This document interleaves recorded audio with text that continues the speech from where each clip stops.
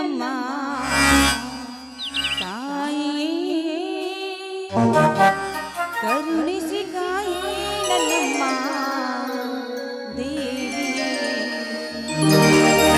ಶ್ರೀ ದುರ್ಗಾಂಬೆ ನಾನಂಬಿನಿಂದೆ ಶ್ರೀ ದುರ್ಗಾಂಬೆ ನಾನಂಬಿ ಬಂದೆ ಕರುಣಿಸಿ ಕಾಯಿ ನನ್ನಮ್ಮ ತಾಯಿ ಕರುಣಿಸಿ ಕಾಯಿ ನನ್ನಮ್ಮ ದೇವಿ ಶ್ರೀ ದುರ್ಗಾಂಬೆ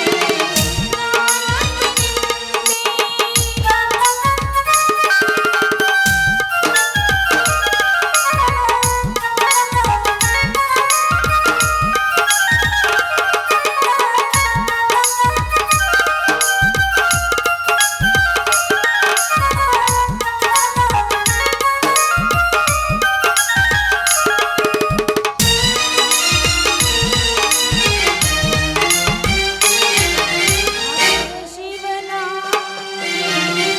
ರೂಪ ಭೂಮಿಗೆ ಅವತರಿಸಿ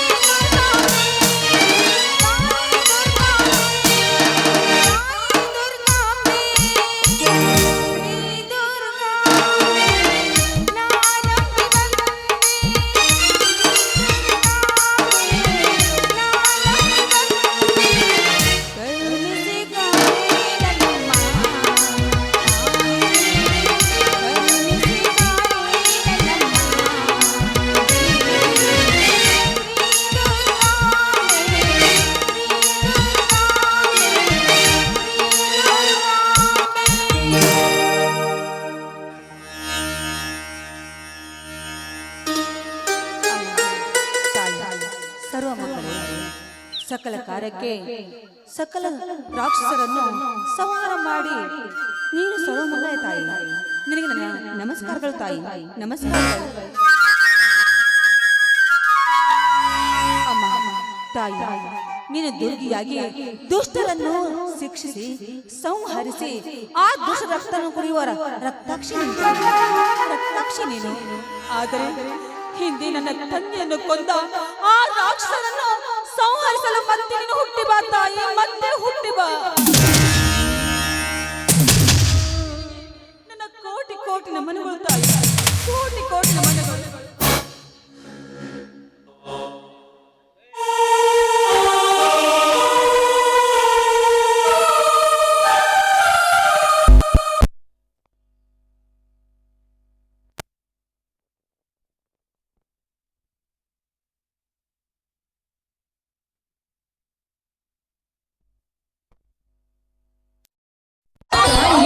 ಮತ್ತೊಮ್ಮೆ ಮಹಾಕಾಳಿಯಾಗಿ ಹುಟ್ಟಿಬಾ ಅಂತ ಬೇಡಿಕೊಂಡೆ ಸ್ವಾಮಿ.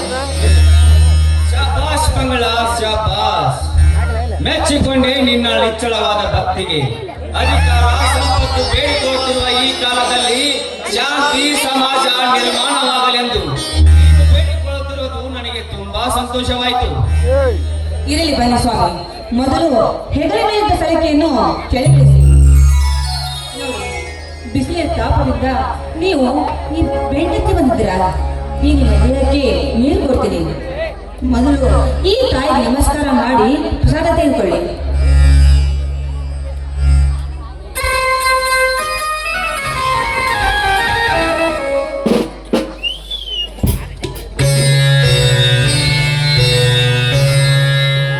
ಎದ್ದೇಳು ಮಂಗಳ, ಮಹಾಸತಿ ಅನಿಸುವಳಂತೆ ಪತಿಯಲ್ಲಿ ನಿನ್ನ ಭಕ್ತಿ ಇರಿಸಿಕೊಂಡು ನಿನ್ನ ಕೀರ್ತಿ ಅಮರವಾಗಲಿ. ಕೈ ಹಿಡಿದು ನನ್ನ ಬಾಳು ಬಂಗಾರವಾಗಲಿ.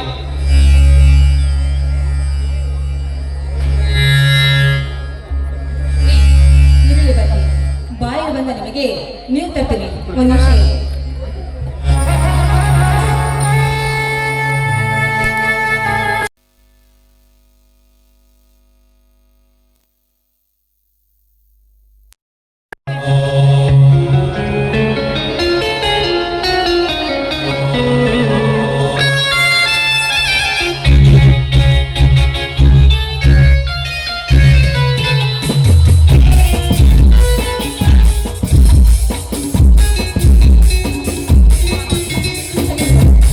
ನೀರು ಕುಡಿದು ಬಾಯಾರಿಸ್ಕೊಳ್ಳಿ.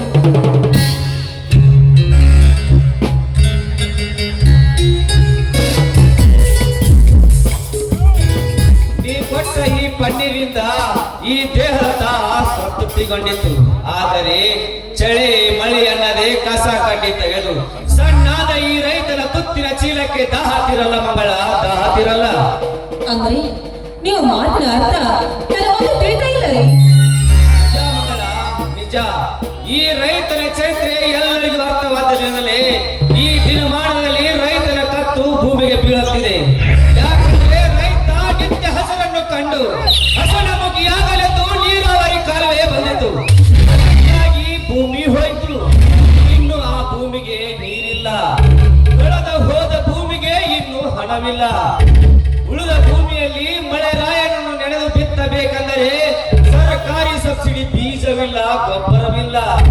ಹಸುವಿನ ಸೆಗಣಿಯಿಂದ ತುಸು ಮಾಲನ್ನು ಬೆಳೆದು ಆ ಮಾಲನ್ನು ಮಾರುಕಟ್ಟೆಗೆ ಇಟ್ಟರೆ ಅದಕ್ಕೆ ಬೆಂಬಲ ಬೆಲೆಯೂ ಇಲ್ಲ ಅಂದಾಗ ಹೇಗೆ ಈ ರೈತನ ಒಡಲು ಕಿಚ್ಚು ಹಾರುತ್ತಿದೆ? ಧಿಕ್ಕಾರವಿರಲಿ ಆ ರೈತ ವಿರೋಧಿಗಳಿಗೆ. ಅಂದ್ರೆ ರೈತ ವಿರೋಧಿಗಳಿಗೆ ಕಚ್ಚಿ ಹಾಕಿ ನಿಲ್ಲಬೇಕು ಅಂತೀರಾ?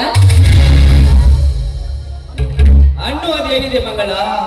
ಕಷ್ಟಪಟ್ಟು ರಾತ್ರಿ ಹಗಲೆಲ್ಲದೆ ದುಡಿದು ಹೊಟ್ಟೆ ಕಿಚ್ಚು ನೆನಪಾದರೆ ಆ ದಲ್ಲಾಳಿ ಶಾಹಿಗಳನ್ನು ರೊಚ್ಚಿಗೆದ್ದು ರೊಚ್ಚಿ ಹಾಕಿ ಅವರ ಸತ್ತ ದೇಹಕ್ಕೆ ಕಪ್ಪಿ ಹಾರ ಹಾಕಿ ಉರಿ ಹಚ್ಚಬೇಕೆಂದುತ್ತಾರೆ. ರೀ, ಅದೇನೇ ಆಗಲಿ, ನೀವು ಮಾತ್ರ ಶಾಂತರಾಗಿರುವುದು ಒಳ್ಳೆಯದು ರೀ. ಬೆಳೆ ಸಾಲ ಬಾಧೆ ತೀರಿಸಲಾಗದೆ ದಿನಕ್ಕೊಬ್ಬ ರೈತ ಆತ್ಮಹತ್ಯೆ ಮಾಡಿಕೊಳ್ಳುವುದನ್ನು ನೋಡಿದರೆ ನಾನು ಹೇಗೆ ಶಾಂತವಾಗಲಿ ಮಗಳ? ನಾನು ಹೇಗೆ ಶಾಂತವಾಗಲಿ?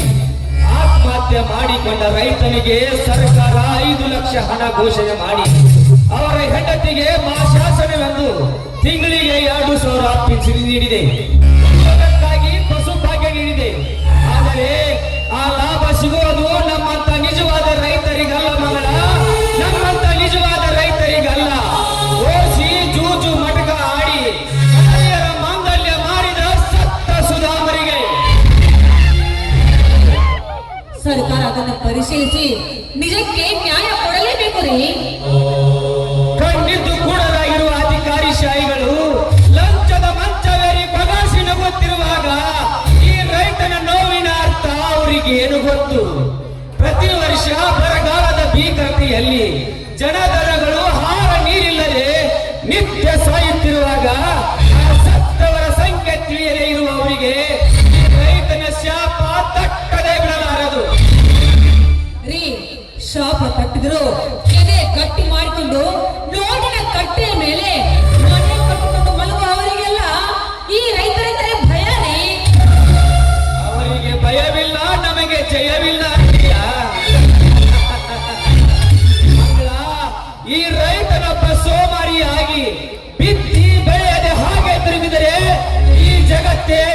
ಭಿಕ್ಷೆ ಬೇಡಬೇಕಾಗುತ್ತದೆ.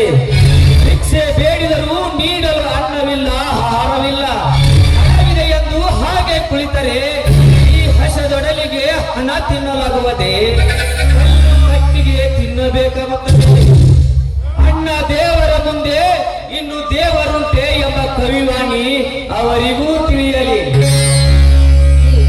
ಇರಲಿ ಬಾಬಾ, ರೈತ ಕಾಯಕದಿಂದ ನೀವು ಕೈಲಾಸವನ್ನು ಕಂಡಿದ್ದೀರಾ. ನೋಡಿ, ಬಿಸಿ ಬಿಸಿ ಅಡಿಗೆ ಮಾಡ್ತೀನಿ, ಪ್ರಸಾದಕ್ಕೆ ಬನ್ನಿ. ಇಲ್ಲ ಇಲ್ಲ ಚಿನ್ನ, ಈ ಹಸದೊಡಲಿಗೆ ತುಸು ನಿನ್ನ ಗಾನ ಪ್ರಸಾದವಾದರೆ ಸಾಕು. ಅದರ ಪ್ರಸಾದ ಈಗ ಹಾಡಿನ ಹೊಸರಾಗ. ಹೌದಲ್ಲ ರಾಜ, ದೇವರ ಮಾತು ನೀರುಂಟೆ ಬನ್ನಿಗೆ.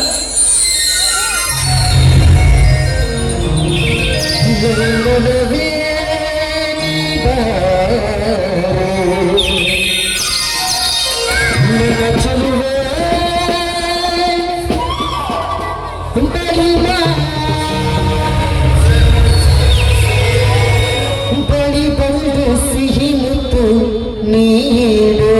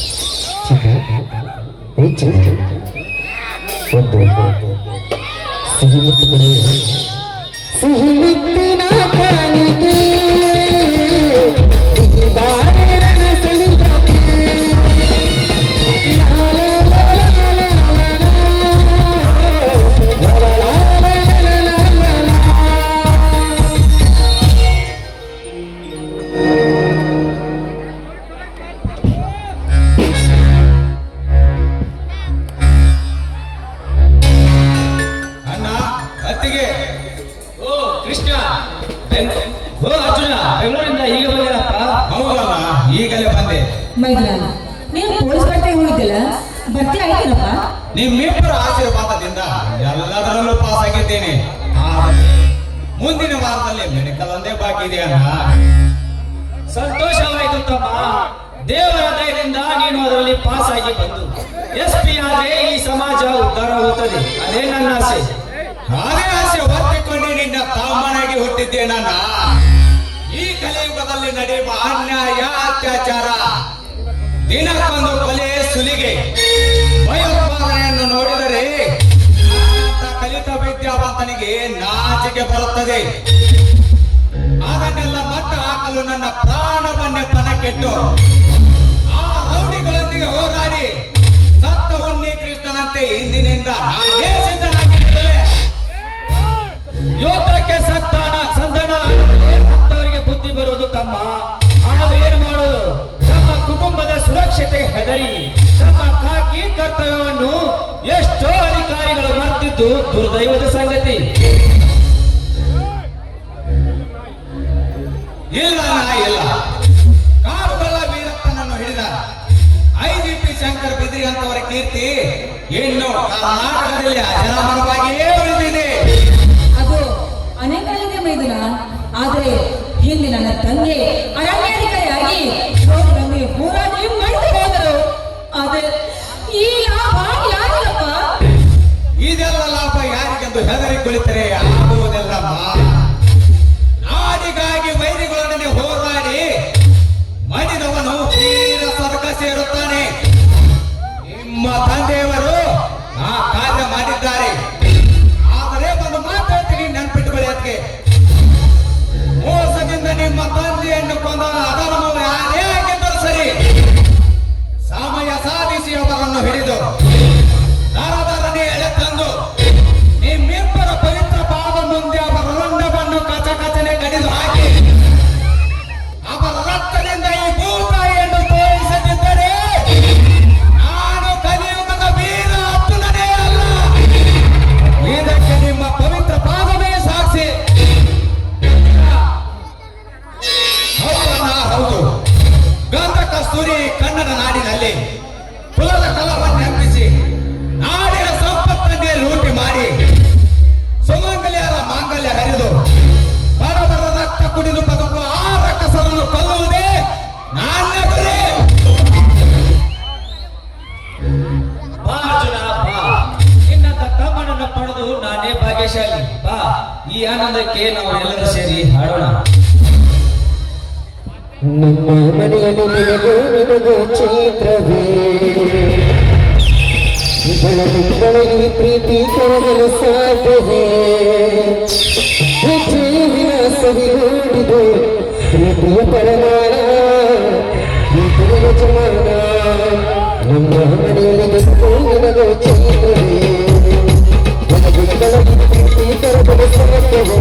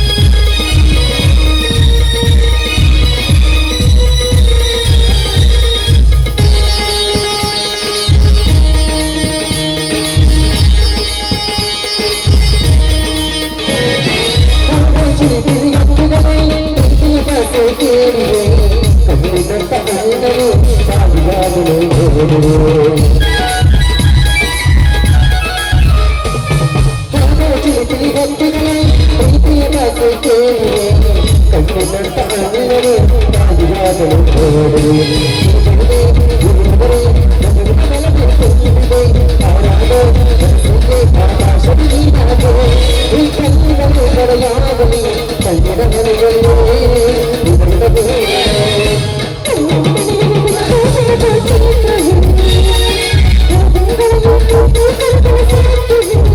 you.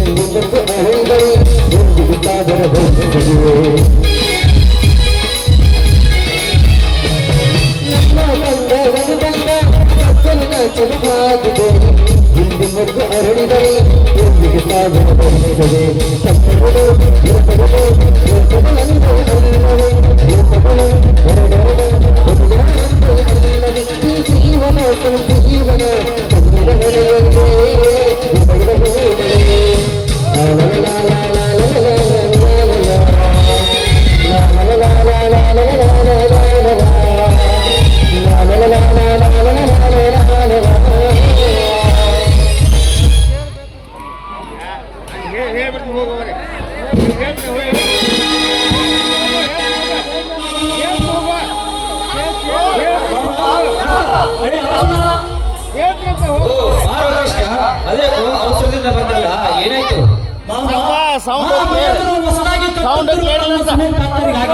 ನನ್ನನ್ನು ಕೇಳಲೇ ಕಳಿಸಿದ್ದಾನೆ. ಅದಕ್ಕೆ ವಿಷಯ ತಲುಪಿಸೋಣ ಅಂತ ಬಂದಿದ್ದೇನೆ. ಏನು? ನಿನ್ನನ್ನು ಕೇಳದೆ ಬಲಾತ್ಕಾರದಿಂದ ರಸ್ತೆ ಮಾಡುವನೇ ಆ ನೀಚ? ಹೌದು ಮಾಮ, ಇಷ್ಟೊತ್ತು ಅವನಿಗೆ ನನಗೂ ಮಾತಿಗೆ ಮಾತುಗಳದು ದೊಡ್ಡ ಕಥನವೇ ಆಯಿತು. ಏನ್ ಹೇಳ್ತಾ ಇದೀಯ ಮಾಮ ನೀನು? ಆಸ್ತಿಯ ಮಾಲೀಕನಾದ ನಿನ್ನ ಜೊತೆ ಸಂಧಾನ ಮಾಡಿಕೊಳ್ಳದೆ ಬಲಾತ್ಕಾರವಾಗಿ ರಸ್ತೆ ನಿರ್ಮಿಸಲು ಮುಂದಾದನ ಆ ಮಹೇಂದ್ರ. ಅಣ್ಣ, ನಾನು ಈಗಲೇ ಹೋಗಿ ಇದರ ಸಮಾಚಾರ ತಿಳ್ಕೊಂಡೇ ಬರ್ತೇನೆ. ಬೇಡ ಮೈದುನ, ಬೇಡ. ನೀನು ಬಾಯಿಗಿಂತ ಕೈಗೆ ಬಂದಿದ್ದೀಯ. ಅದಕ್ಕೆ ನೀನು ಹೋಗೋದು ಬೇಡ. ನಿಮ್ಮ ಅಣ್ಣ ಹೋಗ್ತಾರೆ. ಇಲ್ಲ ಅದಕ್ಕೆ ಇಲ್ಲ. ನ್ಯಾಯ ನೆಲಸಮ ಮಾಡಿ ಸರ್ಪದಿಂದ ಸರ್ಪದಂತೆ ಹೇಳಿ ಎತ್ತಿ ಮೆರೆತಿರುವ ಈಗಿನ ರೌಡಿಗಳಿಗೆ ಬಂದೇ ಸಾಕ್ಷಿ. ಇದಕ್ಕೆಲ್ಲ ಶಾಂತಿ ಎಂದು ಸಾನೆ ತಾಳಿದರೆ ಅವರ ಅಂತ್ಯಕ್ಕೆ ಕೊನೆಯಲ್ಲಿ ಹೀಗೆ ಶಾಂತಿಯಿಂದ ರಾಷ್ಟ್ರ ಪಡೆದು ರಾಮರಾಜನ ಕನಸುಕೊಂಡ ಆ ಮಹಾತ್ಮ ಗಾಂಧೀಜಿಯನ್ನು ಕೊಂದು ತಮ್ಮ ಈಗಿನ ದುರಾಳ ಸಮಾಜ. ಹೀಗೆ ಶಾಂತಿ ಸಹನೆಂದು ಕುಳಿತರೆ ದುಷ್ಟತನ ಆಗುವುದಿಲ್ಲ. ಇದಕ್ಕೆಲ್ಲ ಕ್ರಾಂತಿಯ ಕಳೆ ಊದಿದಾಗಲೇ ದುಷ್ಟರ ತೋರು ಬರ. ಅರ್ಜುನ, ನೀನೇ ಬಾ. ಅಂತವರನ್ನು ಕಡಿದು ಹಾಕಲಿಕ್ಕೆ ಹಾಲಭರಿತವಾದ ಕೊಳ್ಳಿಯೇಬೇಕು. ಹರೇ ಕೃಷ್ಣ, ಹೋಗೋಣ.